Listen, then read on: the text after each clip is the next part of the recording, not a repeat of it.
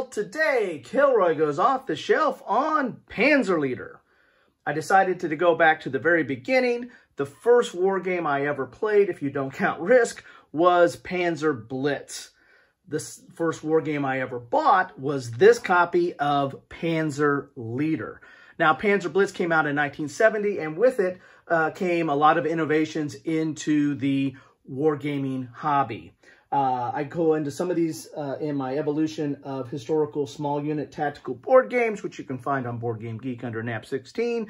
But among those innovations were, number one was geomorphic map boards. As you can see here, these are 3 of the map boards. You get 4 in the box of Panzer Leader, but Panzer Blitz introduced geomorphic map boards, or one of the earlier ones that introduced geomorphic map boards, that you can arrange these in many different ways to do multiple scenarios, which was the other key feature that was introduced around this time frame, was multiple scenarios. So instead of just buying a game that had, one battle or a couple of battles and have maps for each one of those, you had a whole host of scenarios that you rearranged the maps, and you had unique setups for each one of those. Now, this is one of the setups for the scenario number 1 here, Utah Beach, but each of the setups were different. I mean, you could they gave you guidelines of where you set up your units.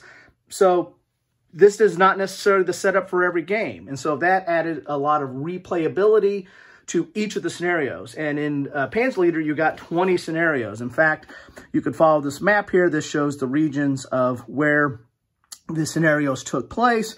And there was 20 scenarios in this box that you could play out, and basically covers the Normandy invasion, the Battle of the Bulge, and the Arnhem assaults.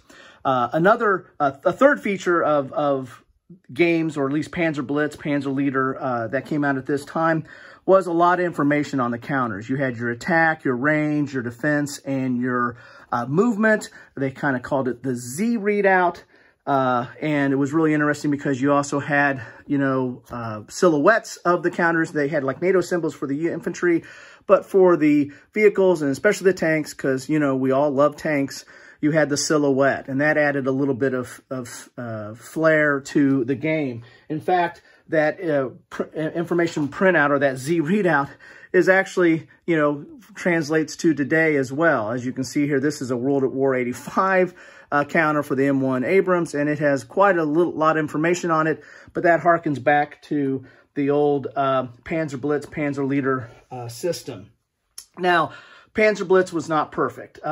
It had some issues with the way you moved, and that you, in line of sight. They tried to fix that in Panzer Leader by adding opportunity fire. And then they also brushing it up a little bit more when they came out with the Arab-Israeli Wars, which follows the same system as Panzer Blitz and Panzer Leader. That was another feature that was not necessarily unique to Panzer Blitz or this series, but, this game did teach you line of sight. This was one of my first introductions into line of sight before I got into, Squad Leader and other, small unit tactical games. But this game, did teach me line of sight, which was one of the issues with, some people had issues with this system, and most notably Panzer Blitz, but this did, introduce you to line of sight, and also added some issues, added some chrome with the weapons effect chart, because depending on the type of weapon that you used and the type of target, you had different results. Here's your target elevation. This kind of deals with your line of sight. And then you had your combat results table, which was very simple as far as you would disrupt the counter, flip it over. If it was already disrupted, it would be eliminated, or if you got an X, it would be eliminated. And it used the odds combat table. Use your typical, calculate your odds based on your unit's attack value versus the defense value of the target. So that's what I wanted to share with you today.